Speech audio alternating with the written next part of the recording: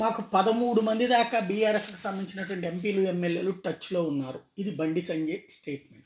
బండి సంజయ్ మంచి సమర్థవంతుడైన నాయకుడు. ఆయన అధ్యక్ష స్థానం నుంచి దిగడం వలన బీజేపీ ఇంకో 15-20 స్థానాలు కోల్పోయిందని ఫీల్ అయ్యేటువంటి కార్యకర్తలు ఉన్నారు. కానీ ఇట్లాంటి ప్రకటనలు అవసరమా అన్నది ఆయన ఆత్మవిమర్శ చేసుకోవాలి. ఈటెల రాజేంద్ర బండి సంజయ్ ఇదిగొదిగొదిగో వచ్చేస్తున్నారన్నారు. ఎవ్వడూ రాలేదు. మొన్న అదే అతిపెద్ద ప్రతిబంధకమైంది.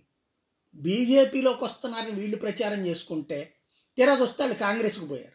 ఆ ఇంపాక్టే కాంగ్రెస్కి బెనిఫిట్ అయింది. ఎవరు రావట్లేదు చూస్తున్నారా భారతీయ జనతా పార్టీలోకి అని చెప్పి కాంగ్రెస్ పార్టీ సక్సెస్ అయింది. ఇప్పుడు మళ్ళీ ఎవరు రాకపోతే వచ్చేవాళ్ళు ఎవరో రప్పించుకొని వచ్చిన రోజును చూపించుకోండి. కానీ వచ్చేస్తున్నారని చివరికి వాళ్ళు రాకపోతే ఇప్పుడు ప్రస్తుతం ఏంటి అధికారంలో కాంగ్రెస్ పార్టీ ఉంది, దాంట్లోకి వెళ్తే బెనిఫిట్, లేదా ప్రధాన ప్రతిపక్షంగా బీఆర్ఎస్ ఉంది, దాంతో పోల్చుకుంటే బెనిఫిట్.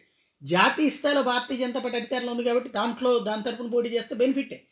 కానీ ఆ వచ్చేటువంటి వాళ్ళని ఇట్లా ముందు ప్రచారం చేసి వాళ్ళకి గండి కొట్టుకుని పార్టీకి ప్రయోజనం ఏ మేరకు ఉంది, ఇది ఆత్మవిమర్శ చేసుకోవాల్సిన అవసరం ఉంది.